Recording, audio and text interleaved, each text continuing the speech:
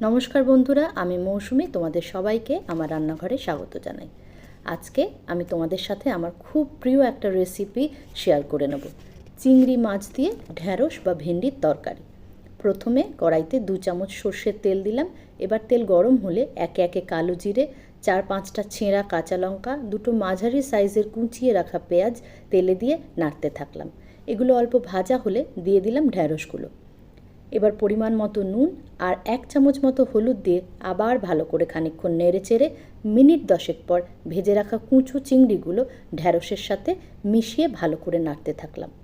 এবার একটা ঢাকনা দিয়ে তরকারিটা 10 থেকে 15 মিনিটের মতো ভালো করে ঢেকে দিতে হবে, যাতে ঢ্যাঁড়সগুলো ভালো মতো সিদ্ধ হয়। কিন্তু দেখতে হবে ঢ্যাঁড়সগুলো একেবারে সিদ্ধ হয়ে যেন গলে না যায়, যেন একটা ক্রাঞ্চি ভাব থাকে। এবার আবার ঢাকনাটা খুলে 10-15 মিনিট পর নেড়ে চেড়ে ভালো করে নামিয়ে নিলেই আমাদের তরকারি একদম রেডি। Thank you.